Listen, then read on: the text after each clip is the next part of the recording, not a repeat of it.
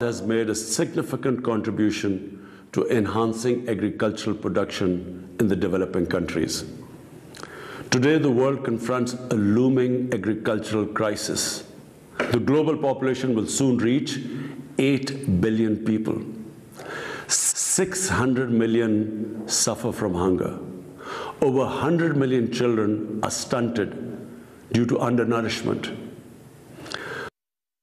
The COVID is likely to push. Over 100 million children are stunted due to undernourishment.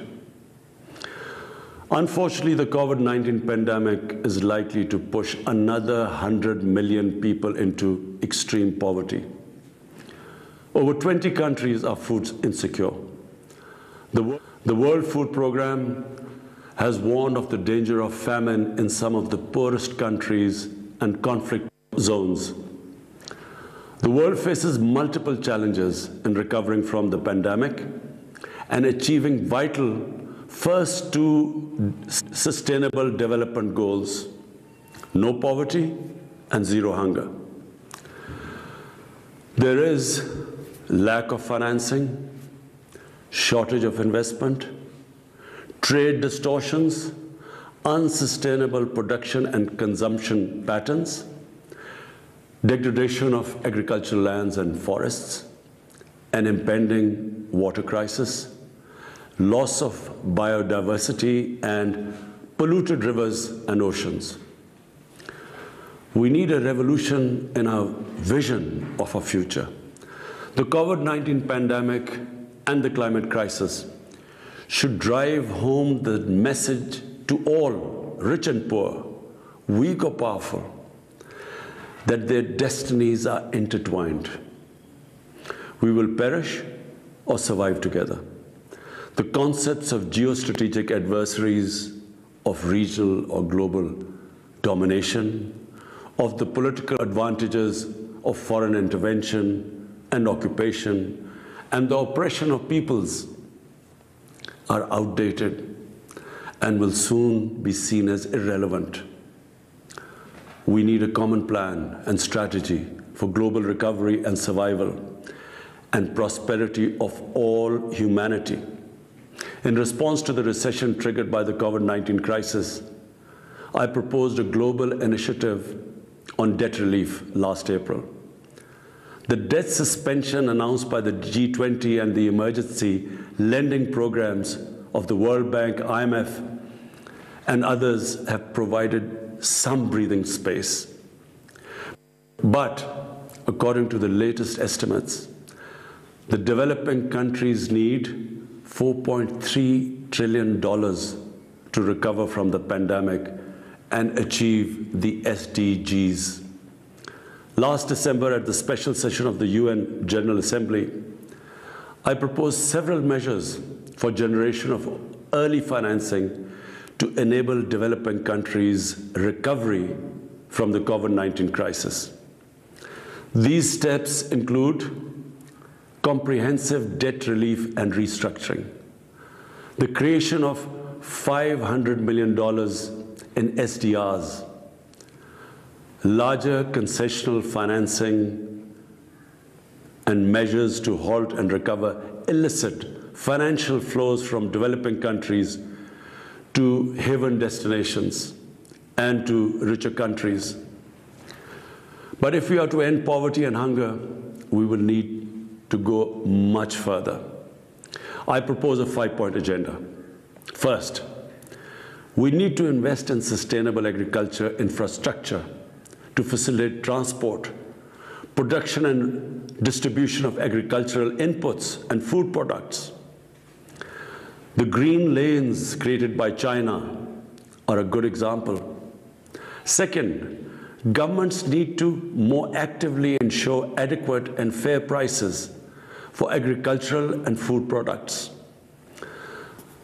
The so-called magic of the marketplace should be balanced with the very visible hand of the state.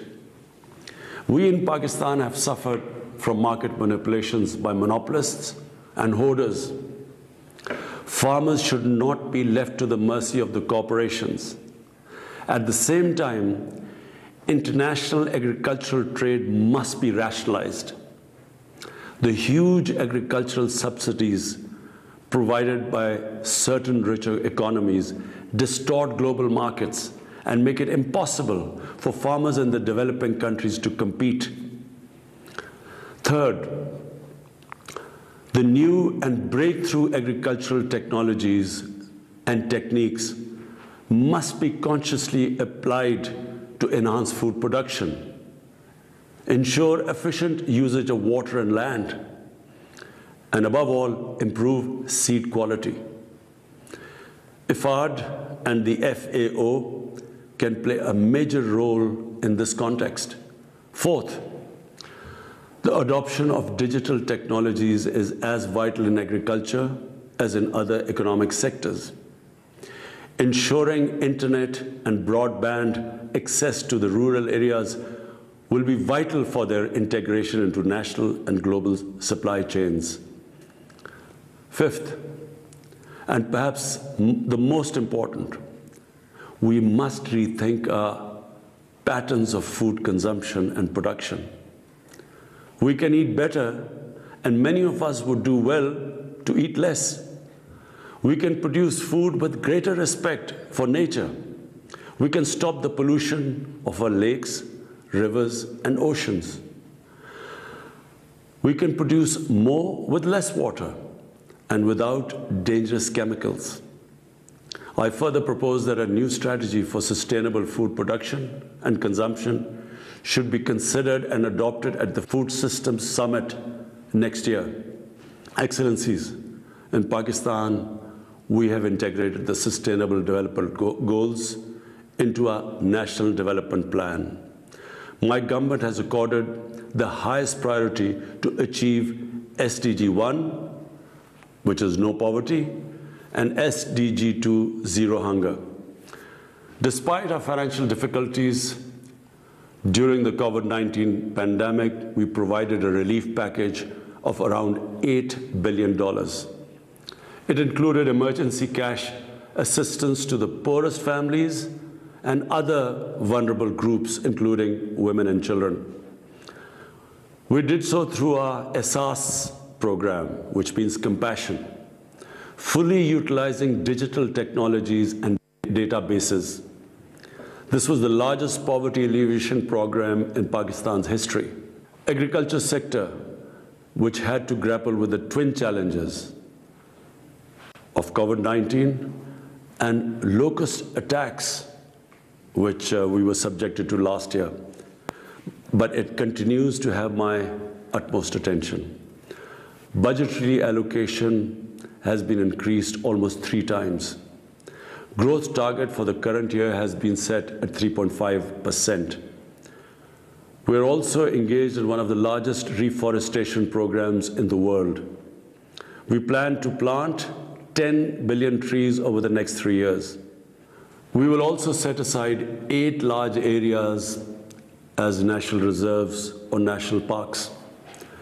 Under the China-Pakistan Economic Corridor, agricultural modernization has been included as a vital element of our development strategy.